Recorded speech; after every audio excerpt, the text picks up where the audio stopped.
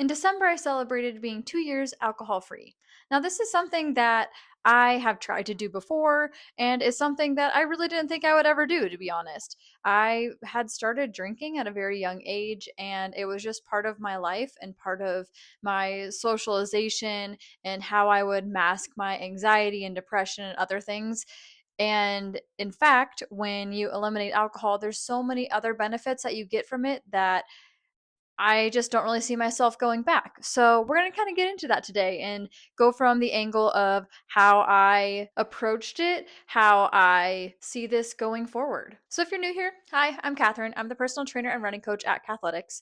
Here at Kathletics, we're all about meeting you where you are in your fitness so you can approach hybrid training in a sustainable way. And while, yes, this is on my Kathletics channel, this is the only YouTube channel I have, it's also important to understand that I'm a human and this is my personal brand, and I'm going to be sharing things today that are personal to me, but also we're going to get into the science of why maybe eliminating alcohol or limiting alcohol could be beneficial to you. So, as I was saying earlier, I started drinking alcohol from a very young age, and that is not something that I recommend, but it is something that I experienced and something that was very much part of my socialization and how I masked going into social situations and built up my confidence that way. But really, it wasn't building my confidence. It was just adding a layer of, oh, this is an excuse to be this way, or an excuse to hide who I really am, which isn't really something that I recommend or hope that anybody has to go through. So by the time I turned 21, I really just wasn't as interested in alcohol anymore. I definitely was still drinking it. I was still using it as a way to be social,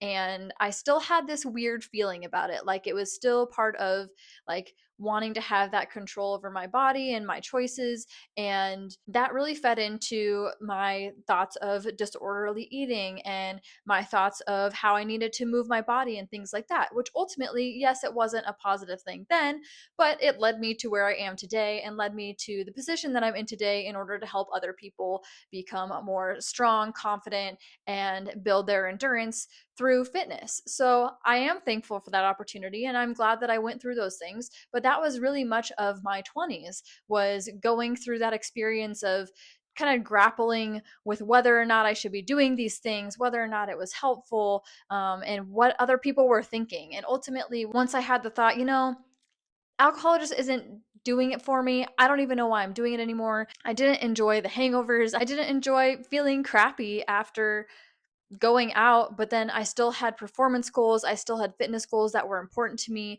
and it just wasn't sustainable and it wasn't a way of life that I wanted to continue down that route. So actually, a few years ago, I stopped drinking alcohol for 11 months. I really just like didn't want to drink it anymore. I didn't want that to be a part of my life, but yet it was still creeping in. It was still kind of controlling some of my thoughts, and I was curious about like, well, what are other people thinking since I'm the only one that's not doing it, and still having these weird peer pressure thoughts that were all internal, not external. People were not peer pressuring me, but at the same time you just felt that internally. And so it wasn't until after that and I drank again and basically had to start all over after a couple months of drinking socially with my friends. I was like, that's it. I don't need to do this anymore. I don't care what other people think.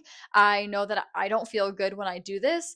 So I'm just going to stop. And now it's been over 2 years, and I'm not going to say I'm never going to drink alcohol again because I don't want to say never. But at the same time, I don't really see how it would fit into my life. And I don't really see how I would be intrigued to do that again. Now, with all of that said, all of my background, that doesn't mean that you have to make that choice, but I do think it's important to have informed decisions, and I think it's important for you to understand what alcohol is doing to your body and how it is affecting your fitness, your performance, and how you're recovering, because if you have fitness goals, it is going to affect them. So the things that I initially noticed when I first stopped drinking alcohol was that my recovery was better. I was no longer having as many anxious thoughts. I was no longer feeling as depressed. I was overall feeling better as a human. All good things, right?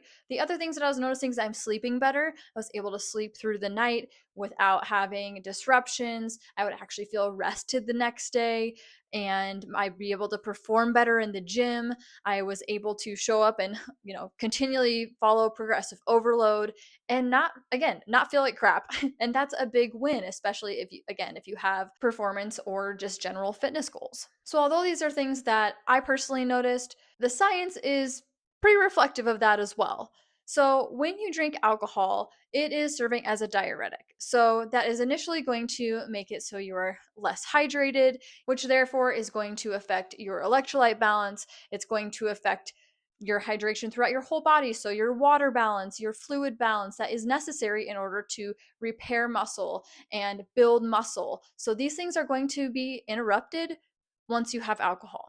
In addition to the hydration, it is also going to disrupt your sleep. So, even as simple as one drink of alcohol is going to disrupt your sleep. It's going to disrupt your REM cycle, which is necessary for recovery. You need to have a certain amount of REM sleep in order to feel recovered, feel like you can have creative thoughts, have intellectual thoughts in general. And you need your brain in order to gain muscle and build strength, because gaining strength is neuromuscular. You need your central nervous system in order to build muscle and gain strength. So those are two things now that alcohol is disrupting. And they all play into each other, right? So having those things be disrupted means now that we're not recovering as well. And you need recovery in order to perform well. So we need solid sleep where we're going to bed at similar times. We're getting 7 to 9 hours of sleep per night. We need to be hydrated. We need to be eating well. And that's another thing that alcohol is going to inhibit, is your ability to acknowledge your hunger cues and find your hunger cues.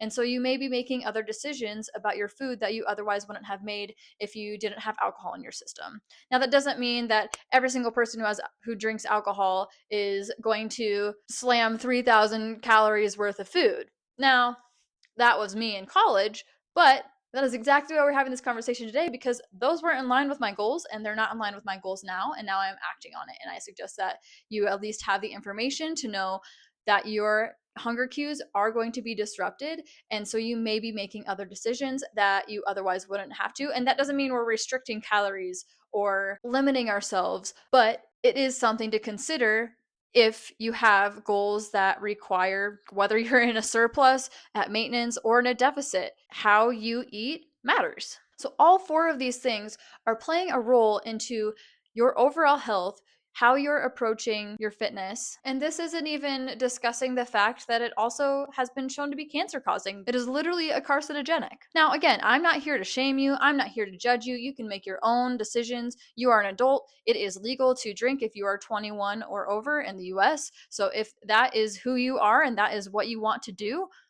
I am not going to stop you, but I also want you to understand that these are the risks and the potential consequences if you are choosing to drink alcohol. So if you have health and performance goals, sure, have a drink every now and then, but maybe now you're going to evaluate the risk and reward and say, you know what?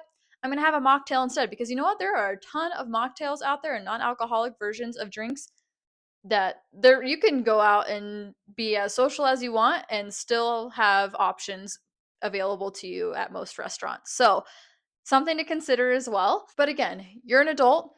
You can make those decisions for yourself, but hopefully now you understand that these are the potential outcomes if you choose to drink regularly or drink in copious amounts, that there are likely going to be some negative effects with that. While I encourage you to make your own decisions, I do encourage you to think about, what does sober curious look like? How could that fit into your life? Is that something that you'd even want to try, something that you'd want to do? Anything like that. If you have questions about that, leave them in the comments below. I'm happy to discuss it. Otherwise, if you found this video helpful, be sure to like, subscribe, and then we'll see you in the next one.